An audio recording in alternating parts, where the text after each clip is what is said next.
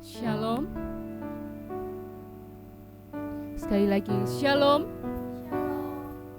Puji nama Tuhan, pada pagi hari ini kita bersyukur kepada Tuhan karena kasih setia Tuhan yang teramat besar dalam setiap kehidupan kita. Kita dipertemukan Tuhan kembali di satu ruangan secara beribadah secara offline, semuanya hanya karena kasih dan setia Tuhan. Mari kita siapkan hati kita, Bapak Ibu Saudara. Kita mau naikkan syukur kita di hadapan Tuhan. Dengan segala kerendahan hati kita datang menghampiri tahtanya yang kudus. Kita mau katakan kepada Tuhan, Tuhan, kami datang kepadamu Yesus. Kami mau membawa pujian kami, karena hanya kekuatan hadirat Tuhan saja yang sanggup menjaga setiap hati kami.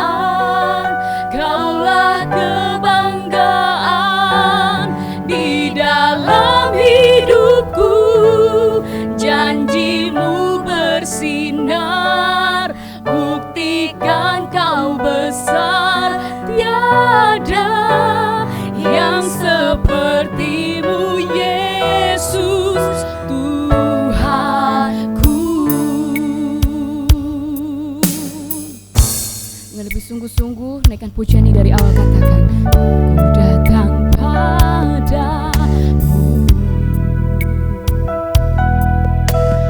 membawa pujianku, hanya kekuatan hadiratmu sanggup menjaga hati.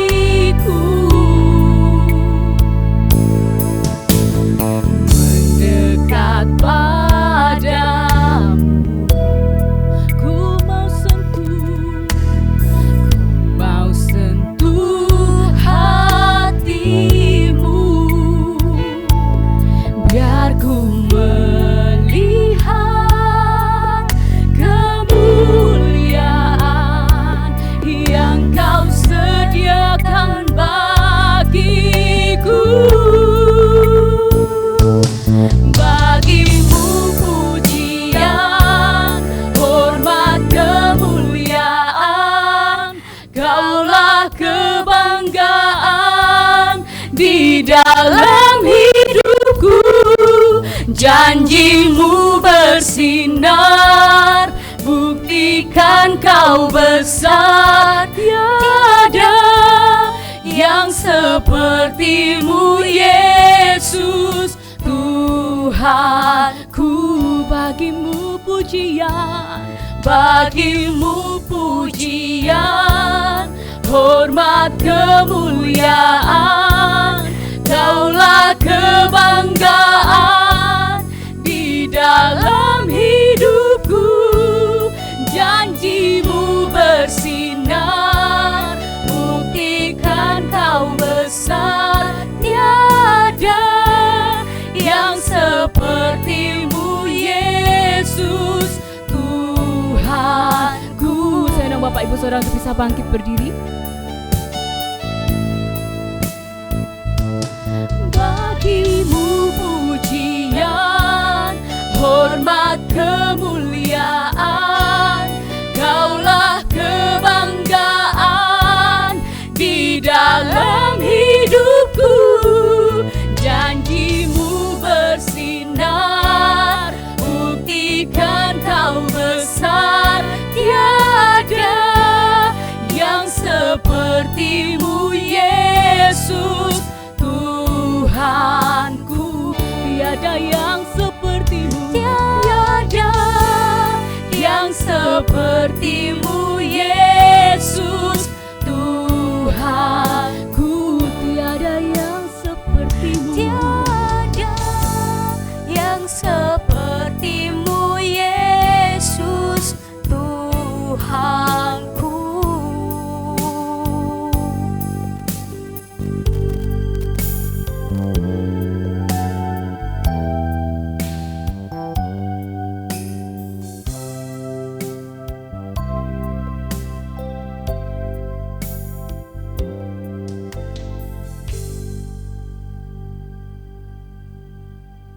Pertolongan kita pagi ini datang dalam nama Tuhan yang menjadikan langit dan bumi serta sekalian isinya. Ia yang memeliharakan kesetiaannya sampai selama-lamanya, dan Ia tidak pernah meninggalkan kita perbuatan tangannya. Turunlah atas saudara-saudara semua kasih karunia dari Allah Bapa, damai sejahtera dari Yesus Kristus di dalam Roh Kudus.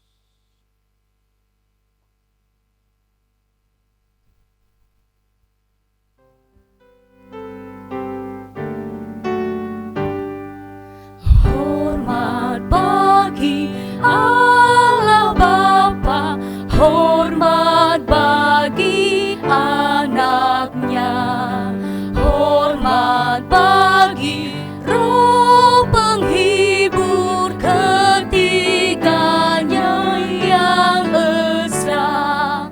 Haleluya, haleluya, ketiganya yang esa.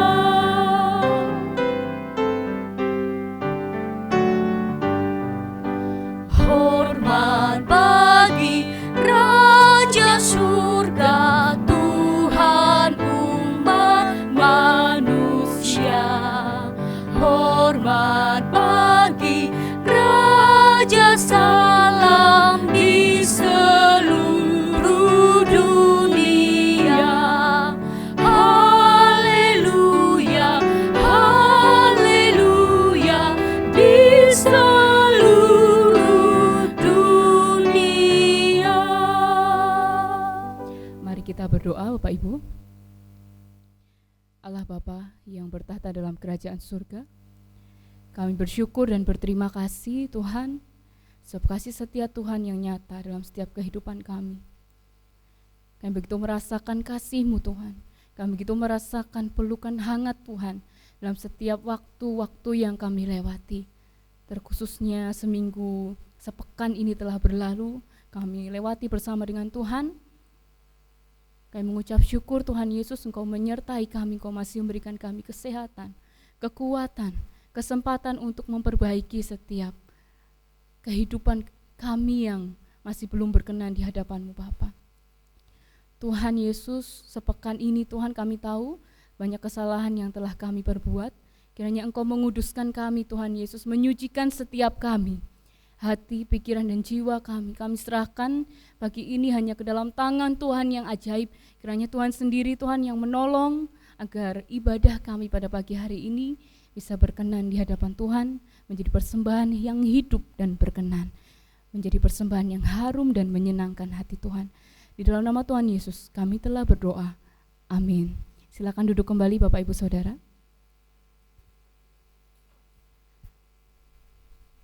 Kita akan bersuka cita bagi nama Tuhan. Kita akan naikkan pujian, Ku diberi kuasa.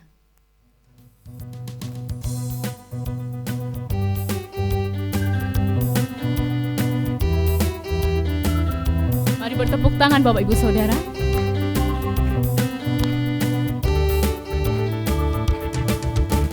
Ku diberi kuasa dari Raja Mulia, menaklukkan musuh di bawah kakiku. Ku pakai kuasa, ku pakai kuasa dari Raja Mulia. Bila Allah ada bersamaku, siapa jadi lawanku? Sungguh besar Kau Tuhanku, Engkau perisai hidupku. Ku berdiri dengan iman dalam Yesus Tuhan. Kau yang memberi kemenangan, ku bersorak merayakan. Terpujilah Engkau Raja segala raja. Saya undang untuk bisa bangkit berdiri Bapak Ibu Saudara.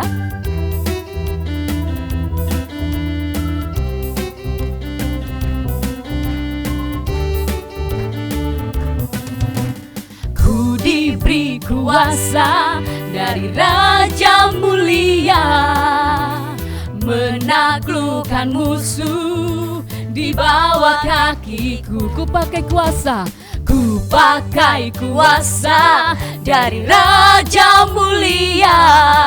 Bila Allah ada bersamaku, siapa jadi lawanku? Sungguh besar, sungguh besar Kau Tuhanku, Engkau perisai hidupku.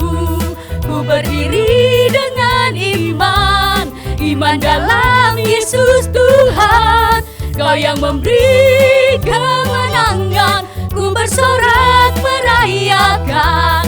Terpujilah Engkau Raja segala raja. Mari bertepuk tangan katakan, sungguh besar Kau Tuhanku, Engkau perisai hidupku. Ku berdiri dengan iman dalam Yesus Tuhan. Kau yang memberi kemenangan, ku bersorak merayakan. Terpujilah Engkau Raja segala raja. Sungguh besar Kau Tuhanku, Engkau perisai hidupku. Ku berdiri dengan iman dalam Yesus Tuhan. Kau yang memberi kemenangan, ku bersorak merayakan. Terpujilah Engkau Raja segala raja. Terpujilah Engkau Raja segala raja. Terpujilah Engkau Raja segala raja. Silakan duduk kembali Bapak Ibu Saudara. Tiba saatnya kita akan mendengarkan sebagian dari firman Tuhan yang akan disampaikan oleh hamba-Nya. Mari saya mengajak kita semua untuk menyiapkan ladang hati kita yang terbaik untuk Tuhan. Katakan, Tuhan, aku siap untuk menerima benih. Mari Engkau tabur benih itu Tuhan dalam setiap hati kami. Dan kami rindu hati kami menjadi tanah yang subur Tuhan, agar benih yang ditabur bisa bertumbuh, bahkan berbuah, menjadi berkat bagi setiap orang yang ada di sekitar kami, Bapa. Bahwa kami dekat Tuhan, selalu di hati-Mu. ini kami Yesus, kami adalah bejana Tuhan. Mari bentuk kami Yesus melalui firman Tuhan yang akan disampaikan oleh hamba-Nya.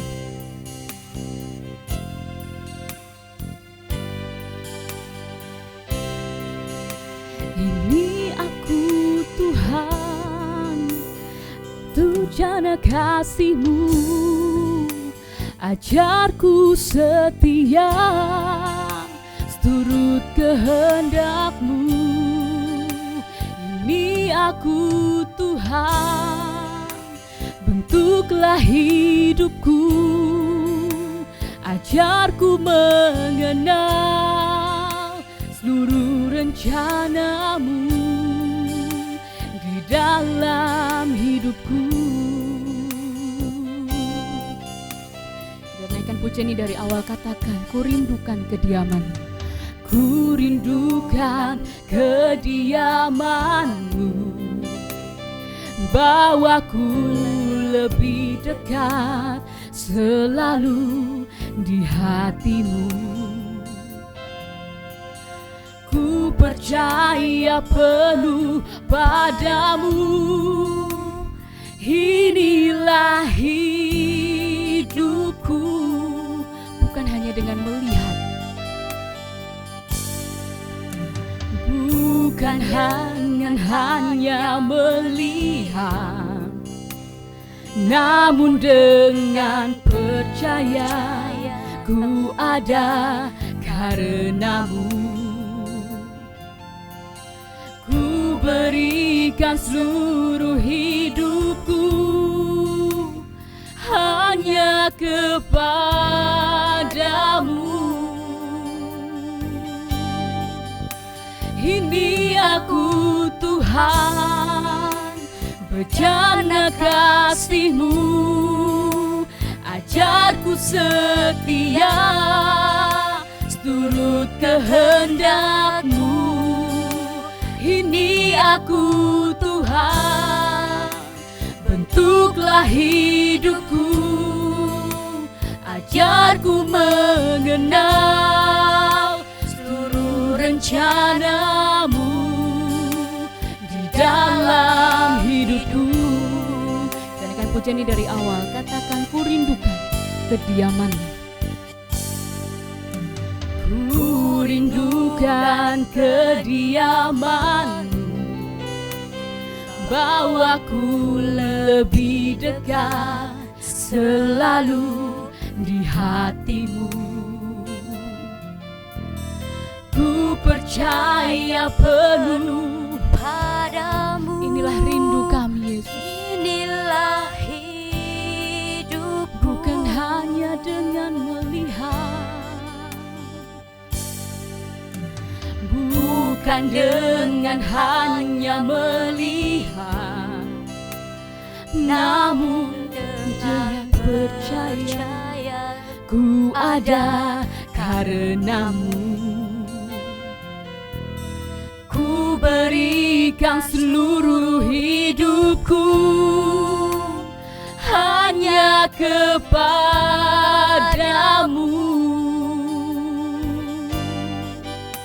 Ini aku Tuhan, bejana kasih-Mu, ajarku setia, seturut kehendak-Mu.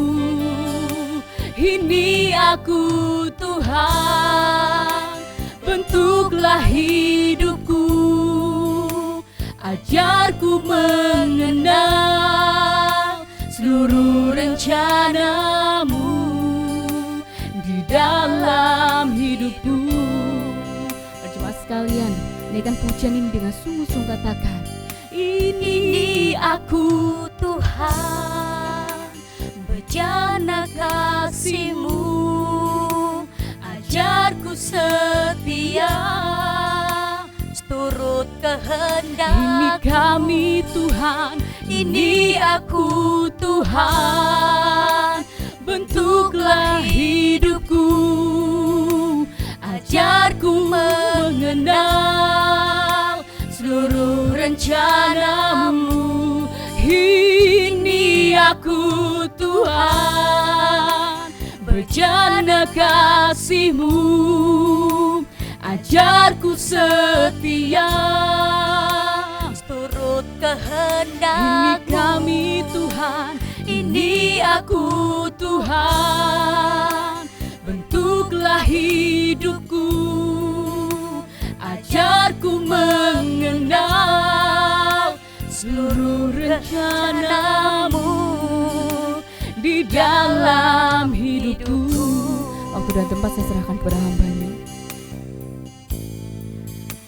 Ajarku mengenal seluruh rencana-Mu di dalam hidupku.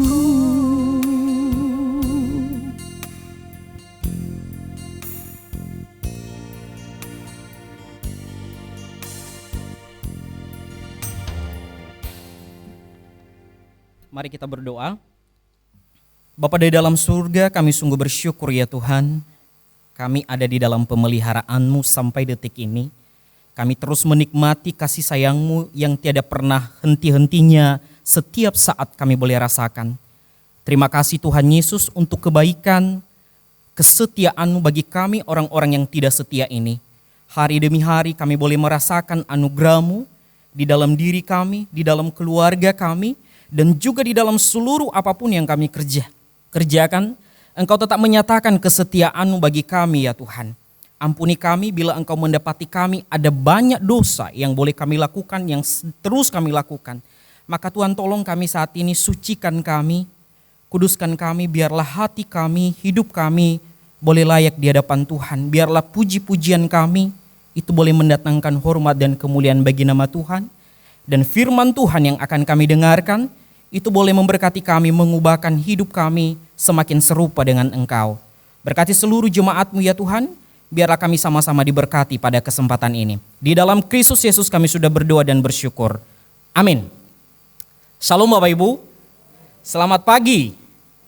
Oke, puji nama Tuhan, kita bisa kembali bertemu. 1 minggu kita bisa beraktivitas. Tetapi saat ini kita boleh datang kepada Tuhan di dalam persekutuan kita bersama-sama dengan Tuhan. Bapak Ibu yang dikasih oleh Tuhan, saat ini mari kita renungkan kebenaran firman Tuhan yang terambil di dalam Matius pasal 13. Matius pasal 13 ayatnya yang ke-54 sampai ayatnya yang ke-48. Oke, saya sudah siapkan slide-nya, Bapak Ibu bisa melihat di depan bagi Bapak Ibu yang belum bawa Alkitab. Matius 13 ayat 54 sampai ayatnya yang ke-58, kemudian nanti dilanjutkan satu ayat lagi di Lukas pasal 9 ayat 48. Kalau sudah ketemu mari kita baca secara silih berganti. Saya ayatnya yang ke-53, Bapak Ibu nanti ayat yang ke-54 dan sampai seterusnya. Kemudian di Lukas pasal 9 ayat 48 kita baca secara bersama-sama. Saya memulai Matius pasal 13 ayat 53. Setelah Yesus selesai menceritakan perumpamaan-perumpamaan itu, ia pun pergi dari situ. Setibanya di tempat asalnya, Yesus mengajar orang-orang di situ di rumah ibadat mereka. Maka takjublah mereka dan berkata, dari mana diperolehnya hikmat itu dan kuasa untuk mengadakan mujizat-mujizat itu?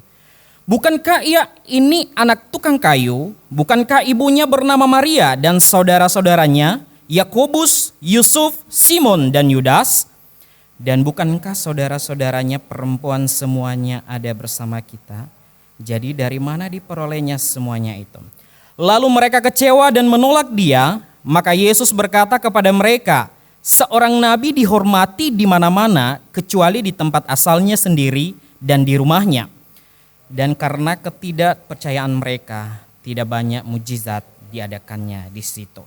Oke, kita lanjutkan di Lukas pasal 9 ayatnya yang ke-48. Kita baca secara bersama-sama. Lukas 9 ayat 48, 1, 2, 3. Dan berkata kepada mereka, barang siapa menyambut anak ini dalam namaku, ia menyambut aku, dan barang siapa menyambut aku, ia menyambut dia yang mengutus aku. Karena yang terkecil di antara kamu sekalian, dialah yang terbesar. Amin untuk pembacaan firman Tuhan. Bapak Ibu, pada kesempatan ini kita akan merenungkan satu tema, di balik seorang utusan. Di balik seorang utusan. Khotbah saya hari ini saya bagi di dalam 3 bagian. Yang pertama kita akan melihat struktur daripada pasal 13 ini secara singkat nanti. Kemudian nanti kita akan membahas tema secara keseluruhan juga dan nanti di aplikasi. Oke, yang pertama dulu kita lihat secara struktural dari pasal 13 ini. Kalau kita memperhatikan Matius pasal 13 ini, Bapak Ibu coba lihat yang bawa Alkitab, coba dilirik-lirik. Ternyata di pasal 13 itu dipenuhi dengan perumpamaan-perumpamaan. Ada beberapa perumpamaan seperti perumpamaan seorang penabur, perumpamaan lalang di antara gandum, perumpamaan tentang biji sesawi dan ragi, perumpamaan tentang harta terpendam dan mutiara yang berharga, dan perumpamaan tentang pukat. Nah, di akhir daripada pasal 13 ini, itulah yang kita renungkan terkait kisah tentang Tuhan Yesus ketika dia pergi ke kota atau ke kampung halamannya, yaitu di Nazaret. Nah, Bapak Ibu yang dikasihi oleh Tuhan kita Yesus Kristus, ketika Yesus pergi kembali ke kampung halamannya, kota Nazaret ini adalah berada di kota Galilea. Nah, orang-orang yang ada di kota Galilea atau di Nazaret itu bisa dibandingkan dengan orang-orang yang ada di Yerusalem.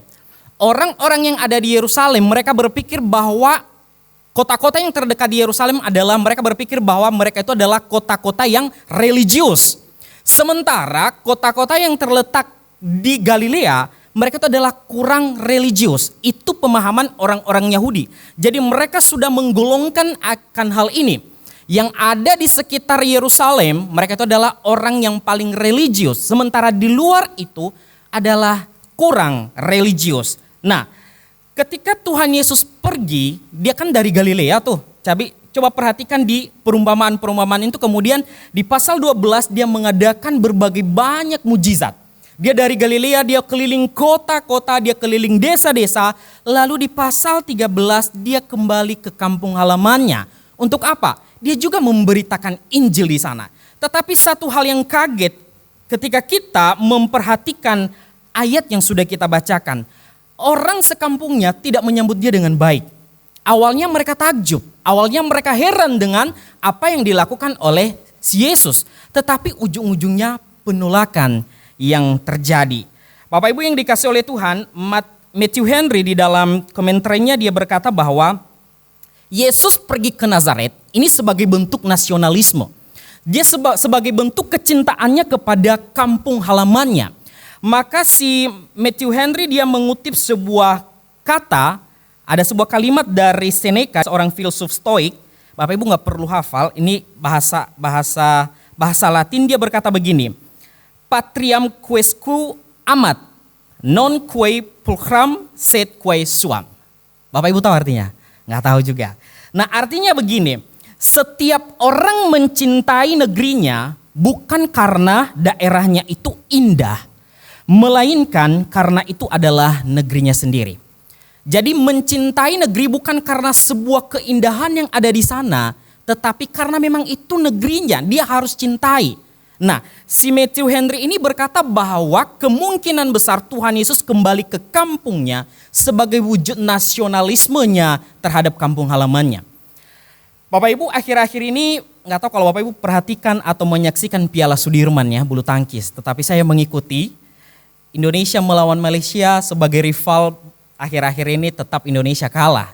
Kecuali kemarin di Thomas Cup. Nah, Indonesia dengan Malaysia akhirnya di Sudirman Cup Indonesia harus kalah. Nah, kedua negara ini istilahnya bisa dibilang musuh bebuyutan di dua olahraga biasanya pada umumnya, yaitu adalah olahraga sepak bola dan bulu tangkis. Tidak heran kalau para fans dari kedua negara ini saling hujat di sana sini di media sosial. Nah, di bulu tangkis secara khusus yang saya soroti akhir-akhir ini di media sosial ini, ternyata pelatih dari bulu tangkis Malaysia ini adalah dari orang Indonesia sendiri. Mereka itu adalah legendaris daripada bulu tangkis Indonesia. Mereka sudah menorehkan hasil-hasil yang cukup maksimal di piala-piala sebelumnya. Mereka sudah mengharumkan nama Indonesia di kancah internasional. Tetapi ada banyak yang yang menghujat di media sosial. Mereka berkata bahwa pelatih Indonesia yang melatih di Malaysia, mereka itu adalah tidak nasionalisme. Mereka tidak cinta NKRI. Mereka tidak cinta negara mereka. Tetapi setelah diwawancara, kita nggak tahu loh ya, apa alasan tersendiri. Atau mungkin mereka memilih berkarir di negara lain supaya penghasilan mereka tambah atau bagaimana, kita nggak tahu. Tetapi yang penting bahwa nasionalisme mereka ini mereka sudah tunjukkan kok ketika mereka membela habis-habisan bangsa Indonesia di tahun-tahun sebelumnya. Nah, kita kembali kepada konteks ini. Apakah Tuhan Yesus menunjukkan nasionalisme kepada kampung halamannya? Pasti, saya pikir pasti, tentu. Dia kembali ke kampung halamannya untuk apa? Memberitakan kabar baik, memberitakan Injil di kampung halamannya. Dia mau bahwa orang-orang yang di kampung halaman itu bisa percaya kepadanya, mengerti tentang Injil, kebenaran. Tetapi toh juga dia ditolak. Bapak Ibu yang dikasih oleh Tuhan, ini sungguh-sungguh menyedihkan kalau kita mengalami. Salah satu pergumulan para misionaris di lapangan Bapak Ibu, salah satunya itu adalah penolakan dan kesepian. Mereka ditolak habis-habisan, kemudian kesepian. Kapan mereka kesepian? Di momen-momen Natal dan Tahun Baru. Kenapa bisa begitu? Saya pernah merasakan. Jadi pernah merasakan Natal sendirian di kontrakan, pernah merayakan Tahun Baru di kontrakan. Jadi sendirian, teman-teman pada kemana? Pulang kampung. Jadi pergumulan terbesar para misionaris di lapangan itu pada umumnya ada dua, yaitu adalah kesepian dan penolakan dari masyarakat. Nah, kita kembali pada pembahasan tema. Tema kita tadi itu adalah dibalik seorang utusan. Bapak Ibu yang dikasihi oleh Tuhan kita Yesus Kristus, kalau kita perhatikan bahwa di dalam teks ini, siapa sih yang menjadi utusan di dalam teks ini, di Matius ini? Ada orang yang diutus di sini? Ada. Siapa? Tuhan Yesus. Siapa yang mengutus Tuhan Yesus? Bapaknya sendiri. Untuk apa? Menjalankan misi ilahi di dunia ini. Menjalankan misi penyelamatan yang tidak bisa dilakukan oleh manusia. Manusia yang sudah jatuh di dalam dosa, maka butuh yang namanya penyelamat. Yaitu adalah Kristus Yesus. Nah, tetapi berbeda pada akhirnya, kehadirannya justru dia ditolak. Kehadirannya dia tidak dianggap, dia dicuekin, dia tidak dianggap oleh orang-orang di sekitarnya. Pertanyaannya, kenapa Yesus ditolak? Jawabannya cukup sepele Bapak Ibu. Kita perhatikan ayat 54 sampai ayat 57a. Kita kembali baca. Ayat 53 saya bacakan secara cepat. Setelah Yesus pergi menceritakan perumpamaan-perumpamaan itu, ia pun pergi dari situ. Setibanya di tempat asalnya, Yesus mengajar orang-orang di situ di rumah ibadat mereka. Mereka takjublah mereka dan berkata, dari manakah diperolehnya hikmat itu dan kuasa untuk mengadakan mujizat-mujizat itu? Bukankah ia ini anak tukang kayu? Bukankah ibunya bernama Maria dan saudara-saudaranya, Yakobus, Yusuf, Simon dan Yudas? Dan bukankah saudara-saudaranya perempuan semuanya ada bersama kita? Jadi dari mana diperolehnya semuanya itu? Ayat 57a, lalu mereka kecewa dan menolak dia. Menurut saya cukup simpel sih alasannya kenapa Yesus ditolak. Karena mereka mencoba melihat garis keturunan, mereka mencoba melihat sosialnya, status sosial daripada Yesus sebagai orang tuanya adalah sebagai tukang kayu. Saya pikir ini tidak beralasan di zaman sekarang ya. Mungkin bisa aja sebagai untuk menjatuhkan sesama, mereka bisa saja melakukan. Kemudian di sisi lain juga mereka mengakui bahwa pengajaran daripada Tuhan Yesus sungguh luar biasa.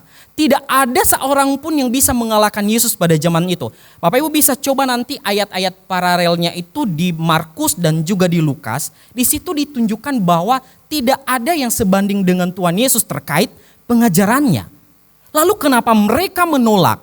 Di sisi lain mereka mengakui bahwa dia hebat. Di sisi lain mereka menolak karena status sosialnya. Ini sebuah hal yang tidak masuk akal menurut saya. Karena kenapa? Mereka membutuhkan, mereka ingin mendengar, tetapi di sisi lain mereka juga menolak. Inilah manusiawi. Mungkin Bapak Ibu bisa menemukan alasan teologisnya, tetapi saya belum menemukan. Tetapi alasan yang cukup sederhana, Alkitab katakan bahwa karena status sosialnya yang berbeda. Kenapa dia bisa melakukan itu? Dia tidak sekolah kok. Dia orang yang tidak mampu. Kenapa dia bisa melakukan? Bisa saja mereka cemburu dengan si Yesus. Kenapa dia bisa mampu melakukan hal itu? Bapak Ibu yang dikasih oleh Tuhan, hal ini juga bisa terjadi dalam kehidupan kita loh. Kecemburuan sosial itu pasti ada. Pasti. Kenapa dia bisa? Kenapa saya tidak? Dulu waktu saya masih remaja, pemuda, saya suka nyanyi Bapak Ibu. Saya suka nyanyi, tapi di kamar mandi gitu. Jadi saya kalau mendengar ada orang yang lebih daripada saya, telinga saya ini jadi merah gitu. Kenapa dia bisa? Kenapa dia bisa ikut vokal grup? Kenapa suaranya lebih bagus daripada saya? Kok saya tidak? Lalu saya mencari-cari kesalahannya. Saya menjauhi dia. Dan itu adalah kebodohan di zaman dulu. Itu dulu. Lalu bagaimana sekarang? Apakah masih tetap? Saya pikir tidak sih. Perbedaannya apa? Ketika saya menemukan teman atau siapapun rekan yang punya kelebihan, bagi saya itu adalah sebuah waktu atau kata kasarnya bisa dimanfaatkan. Mohon maaf, bukan manfaatkan, tetapi dijadikan sebagai partner. Partner apa? Saling melengkapi. Nah, teman-teman pemuda di gereja kita ada teman-teman yang sudah punya kemampuan di bidang musik, tarik suara, ada Pak Pendeta. Jadi teman-teman bisa belajar di sini. Pasti gratis Bapak Ibu. Jadi ada Robin yang bisa memberi waktunya untuk belajar. Karena kenapa? Kita sudah ada kemampuan. Jadi kita harus mendelegasikan semuanya itu untuk orang lain. Nah, jadi teman-teman yang dikasih oleh Tuhan kita Yesus Kristus dan juga Bapak Ibu, mari kita belajar bersama-sama. Untuk apa? Melihat orang lain itu dari kacamata Tuhan dan bukan dari kacamata kita. Bila kita melihat dari kacamata Tuhan, kita melihat kemampuannya itu adalah anugerah Tuhan. Tetapi dari kacamata kita, itu adalah sebagai rivalnya kita. Kenapa dia bisa, aku kok enggak, kayak gitu. Nah, Bapak Ibu yang dikasih oleh Tuhan kita Yesus Kristus, kalau kita belajar dari Tuhan Yesus, seharusnya kalau ada di Indonesia sekarang orang seperti begini, orang seperti Yesus, mungkin kita bersyukur. Dia mampu, dia kuat. Bapak Ibu tahu siapa pemilik, Mas Pion, siapa namanya tuh? Dia punya slogan kan, cintai pelodok-pelodok Indonesia, gitu. Seharusnya kan kalau kita ada orang-orang kayak gitu kan, itu aset bangsa. Dia bisa dipakai untuk apa? Memajukan bangsanya, memajukan komunitasnya. Tetapi tidak sedikit juga yang menjatuhkan. Di gereja ada kayak gini? Ada. Cuma pertanyaannya gini, fungsi kita sebagai anak-anak Tuhan, gereja Tuhan, apakah terpanggil untuk menjadi seperti itu atau bukan? Nah, nanti kita lihat perbandingannya. Nah, Bapak Ibu yang dikasih oleh Tuhan kita Yesus Kristus, kita perhatikan ayat 57. Ayat 57 secara satu ayat itu, lalu mereka kecewa dan menolak dia. Maka Yesus berkata kepada mereka, seorang nabi dihormati di mana-mana, kecuali di tempat asalnya sendiri dan di rumahnya. Saya membaca bagian ayat terakhir itu, saya berkata dalam hatiku, untung saya nggak dilahirkan di Surabaya. Kalau saya dilahirkan di Surabaya mungkin saya sudah diamuk massa, turun kok, kayak gitu kan. Jadi ini hanya bercanda Bapak Ibu, bukan untuk dilakukan. Nah, jadi di sini kita melihat bahwa seorang nabi, siapa nabi di sini? Tuhan Yesus. Yaitu dia ditolak juga di kampung halamannya sendiri. Tetapi pertanyaannya, apakah dia ciut ketika dia ditolak? Apakah dia mundur ketika orang-orang di sekitarnya menjauhi dia? Tentu tidak. Dia terus mengabarkan Injil. Ingat Bapak Ibu, ada juga di dalam firman-Nya, ada di dalam Alkitab bahwa setiap firman yang keluar dari hambanya itu tidak bakalan sia-sia. Benar gak sih? Tidak bakalan kembali lagi kepada pembicara itu, kepada hambanya. Karena kenapa? Firman itu ada dua hal, ketika sudah disampaikan bisa memberkati kita atau menghukum kita. Memberkati kita iya, menghukum kita apa? Menghukum dosa-dosa kita. Membuat kita merasa bersalah terhadap diri kita, kenapa saya melakukan hal itu. Jadi setiap firman yang kita dengarkan dimanapun itu gak bakalan kembali dengan sia-sia. Jadi firman itu bisa memberkati kita, menumbuhkan iman kita dan juga menghukum kita, merasa bersalah terhadap dosa dan membuat kita bertobat dan kembali kepada jalan yang benar. Lah, maka Bapak Ibu yang dikasihi oleh Tuhan kita Yesus Kristus, di ayat 58 kita lihat konsekuensi daripada apa yang dilakukan oleh orang banyak itu. Dan karena ketidakpercayaan mereka, tidak banyak mujizat diadakannya di situ. Ketidakpercayaan mereka, tidak banyak mujizat dilakukan Yesus di situ. Bukan berarti tidak ada ya. Di pasal-pasal atau di ayat paralelnya, dia menjelaskan bahwa dia melakukan mujizat tetapi tidak sebanyak di waktu dia di Galilea. Maka Bapak Ibu yang dikasihi oleh Tuhan kita Yesus Kristus, bukan berkat juga. Akibat daripada ketidaksetiaan mereka, artinya bahwa mereka menolak anugerah. Mereka menolak anugerah. Mereka main-main terhadap anugerah. Akhirnya apa? Ya sudah, mereka juga yang mengalami kesia-siaan.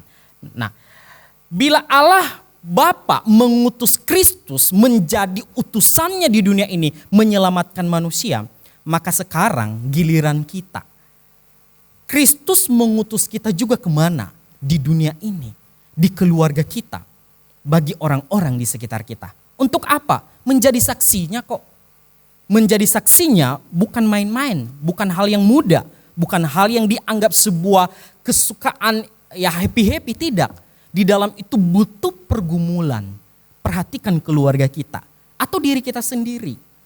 Apakah kita, keluarga, sudah percaya sungguh-sungguh? Bila belum, itu kesempatan bagi kita terpanggil di sana. Tuhan utus kita untuk apa? Injil Tuhan harus dikabarkan di sana. Bapak Ibu yang dikasihi oleh Tuhan kita Yesus Kristus, maka ada 2 poin. Sebenarnya banyak hal yang saya sampaikan di sini, ada banyak hal yang saya gali di pasal ini. Tetapi ada 2 poin utama yang perlu saya sampaikan, apa yang harus kita pelajari pada kesempatan ini. Yang pertama yaitu adalah hati yang diperbaharui. Coba kita lihat di Lukas pasal 9 ayat 48. Di ayat yang satu tadi, di Lukas pasal 9 ayatnya yang ke-48.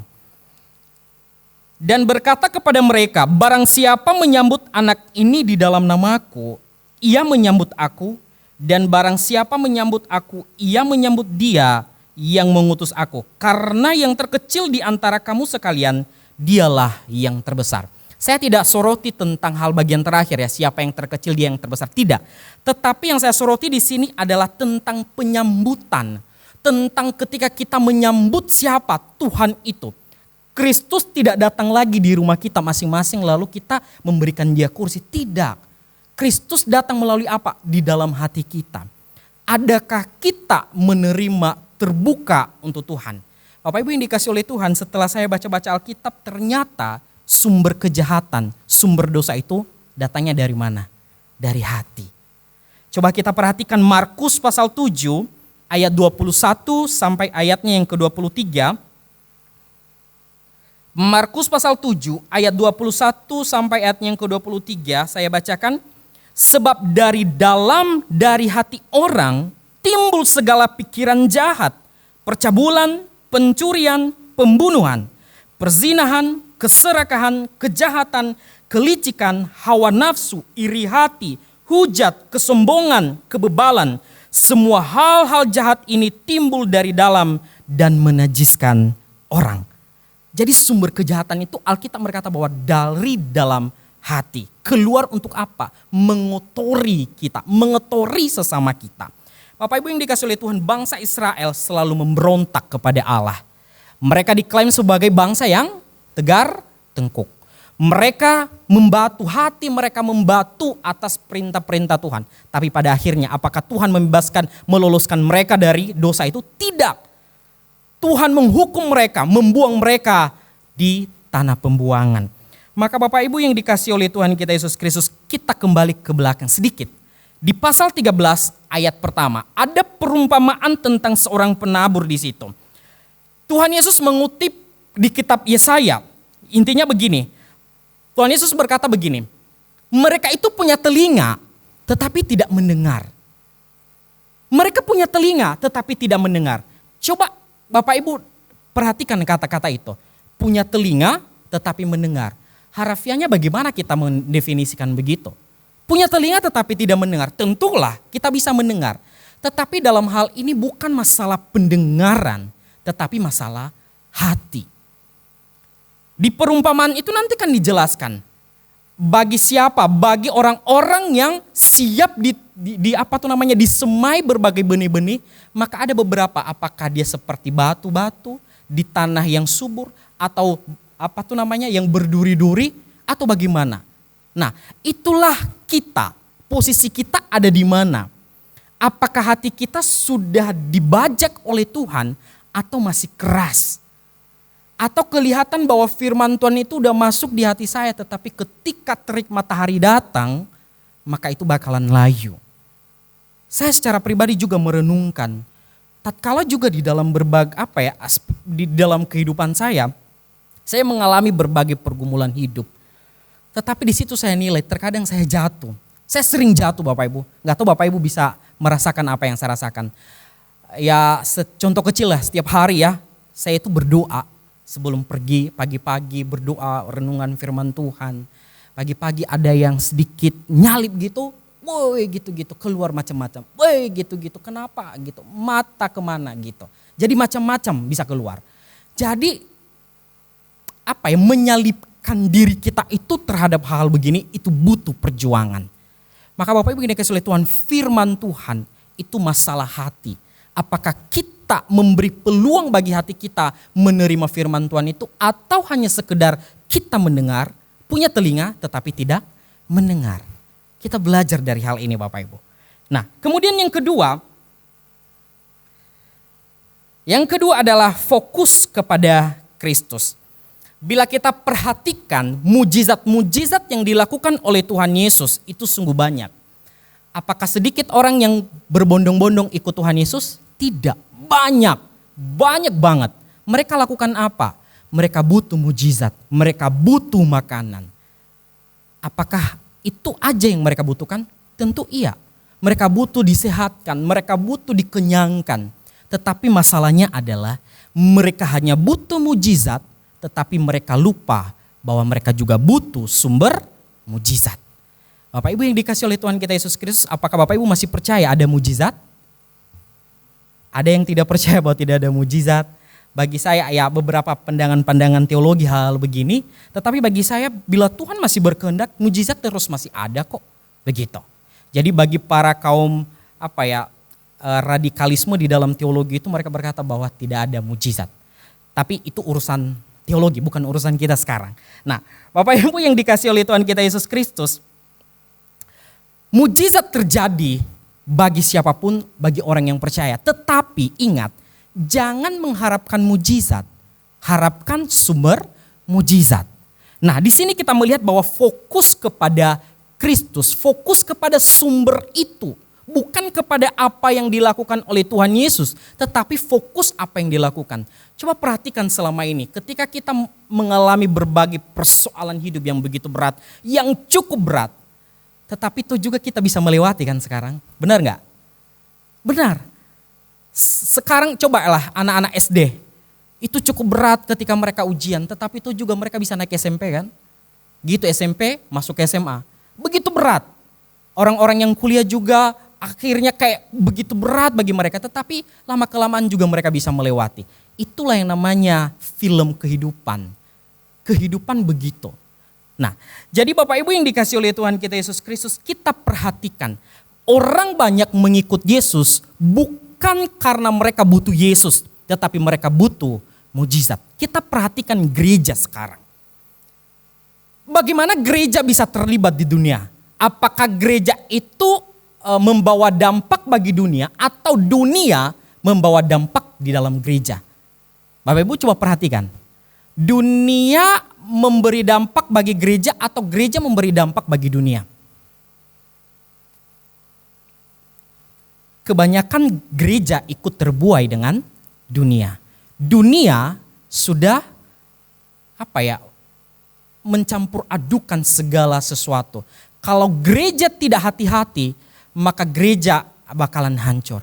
Coba perhatikan, ada banyak gereja-gereja yang tidak menyuarakan tentang kematian Kristus, tentang penyaliban Kristus, tentang karya salib Kristus. Yang diagungkan apa?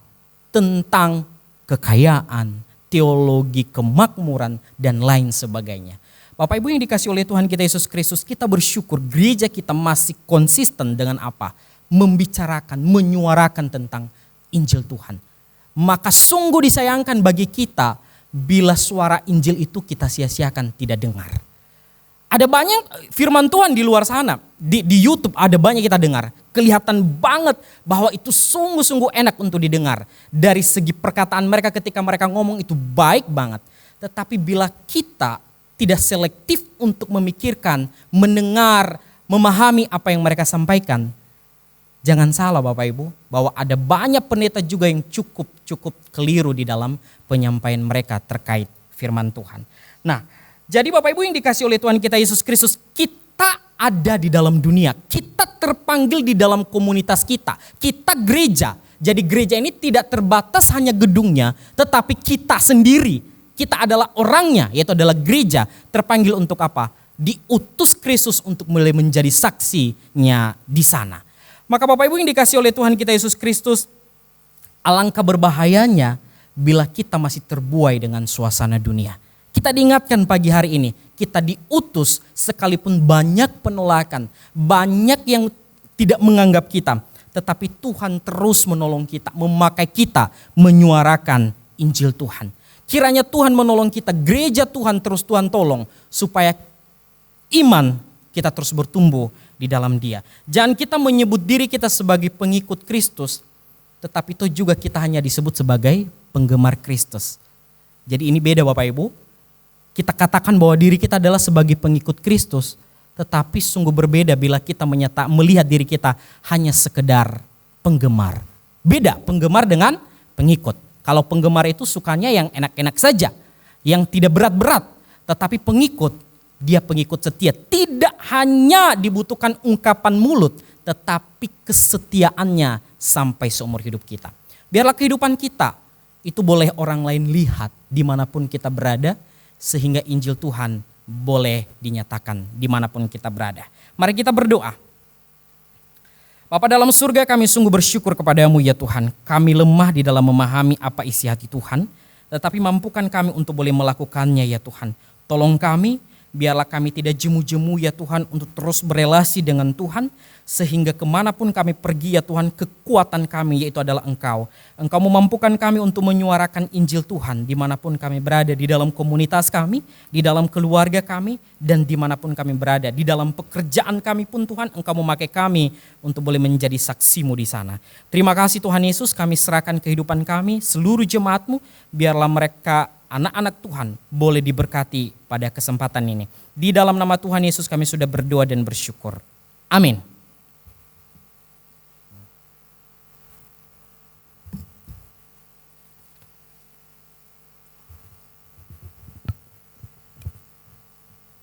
Shalom, selamat pagi Bapak Ibu Saudara yang dikasihi Tuhan. Saya akan bacakan warta jemaat pada pagi ini. Nanti sore pukul 17 ada ibadah yang kedua. Bagi jemaat yang tidak bisa hadir di ibadah yang pertama, dapat hadir di ibadah yang kedua. Jadi ibadah yang kedua ini banyak anak-anak muda. Jadi ibadah yang sejatinya untuk anak-anak muda, jadi anak-anak muda bisa hadir untuk ibadah yang kedua. Tapi jemaat umum yang tidak bisa hadir di ibadah yang pertama bisa hadir di ibadah yang kedua. Persembahan, hari ini jemaat diberi kesempatan untuk memberikan persembahan untuk pekerjaan Tuhan dan persembahan untuk pekabaran Injil. Seperti kita ketahui bahwa Gereja Isa Al-Masih Jemur Sari menaungi 5 pos PI yang membutuhkan dukungan kita supaya banyak orang mendengar Injilnya.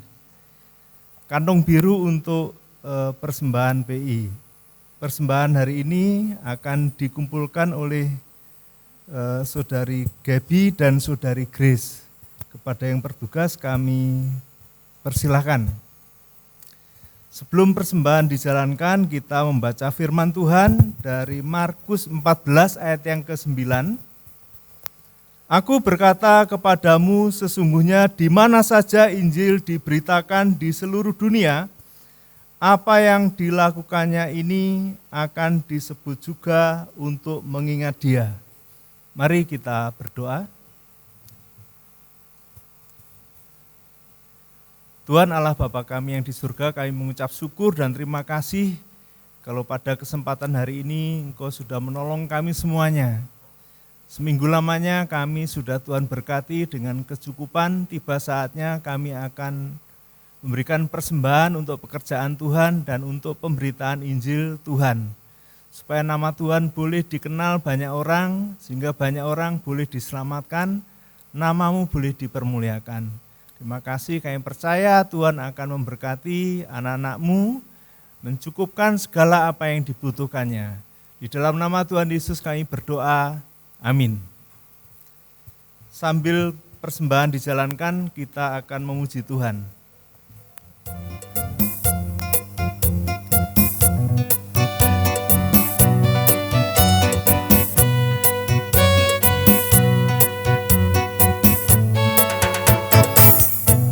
Betapa indahnya dan betapa eloknya bila saudara seiman hidup dalam persatuan. Oh, betapa indahnya dan betapa eloknya bila saudara seiman hidup dalam persatuan. Batu rapat di kepala Harun, yang kejanggut dan jubahnya turun, seperti embun yang dari Hermon mengalir ke Bukit Sion. Kesanalah diperintahkan Tuhan agar berkat-berkat dicurahkan, kehidupan untuk selamanya. Oh, betapa indahnya, oh betapa indahnya dan betapa eloknya bila saudara seiman hidup dalam persatuan. Saya undang Bapak Ibu Saudara untuk bisa bangkit Oh, berdiri. betapa indahnya dan betapa eloknya bila saudara seiman hidup dalam persatuan. Batu rapat di kepala Harun, yang kejanggut dan jubahnya turun, seperti embun yang dari Hermon mengalir ke Bukit Sion. Kesanalah diberitakan Tuhan agar berkat-berkat dicurahkan, kehidupan untuk selamanya. Oh, betapa indahnya, oh betapa indahnya, oh betapa indahnya, oh betapa indahnya, oh betapa indahnya.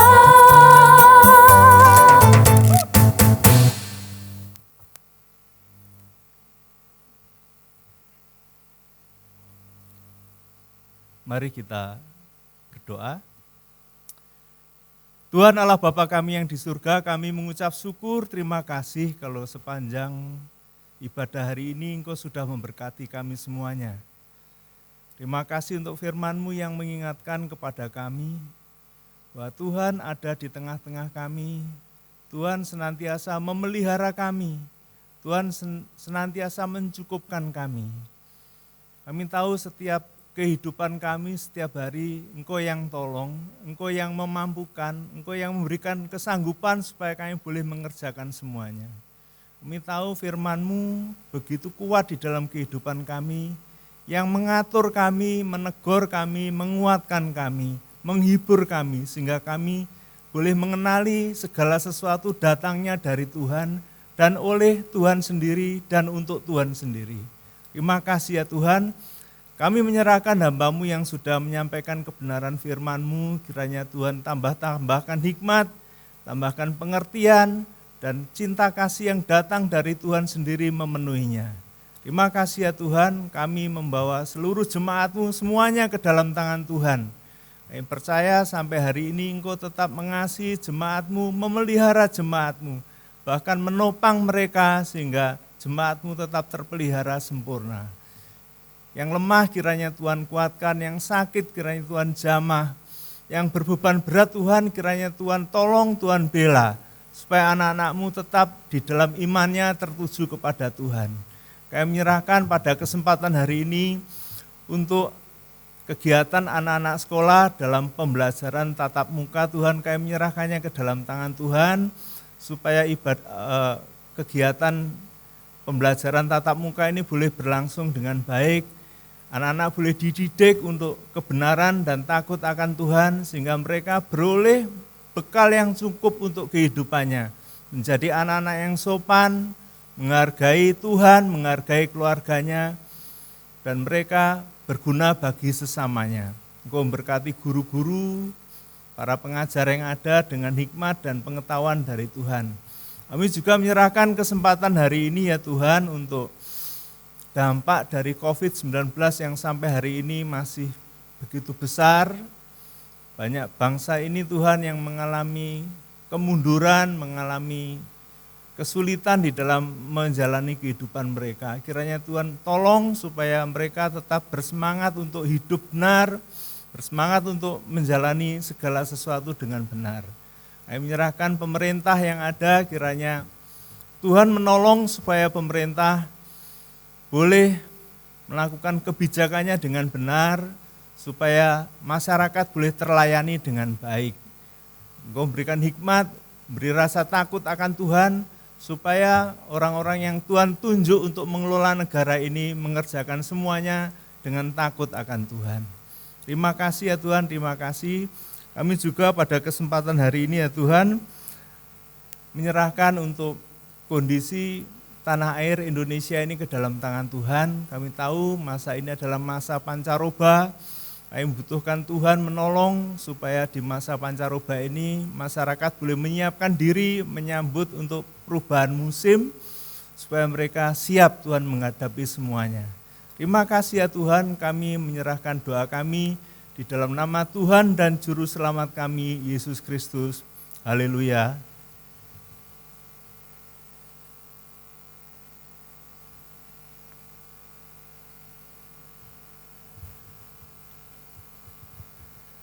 Mari arahkan pandangan kita kepada Tuhan.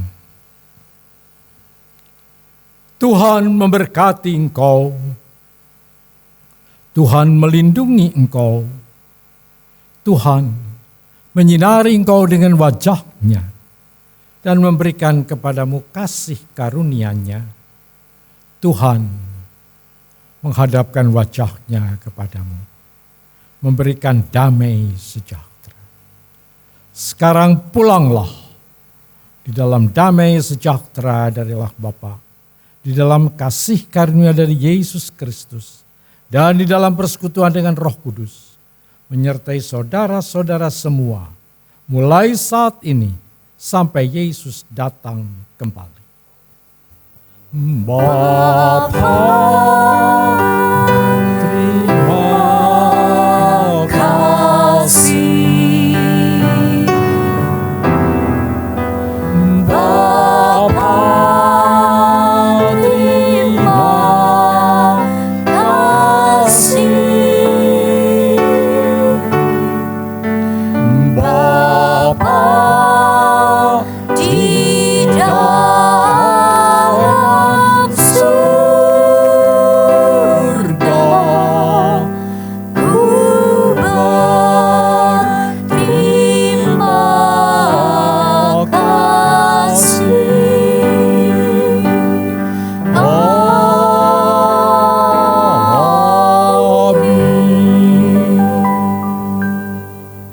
Silakan duduk dan doa teduh.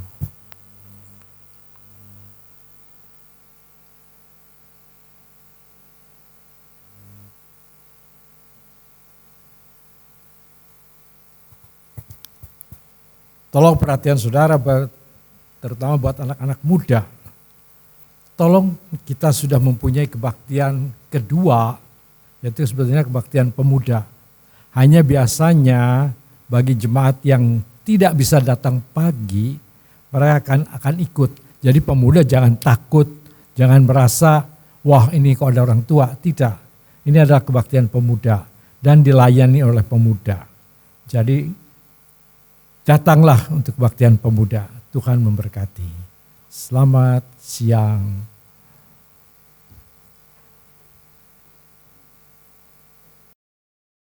Thank you.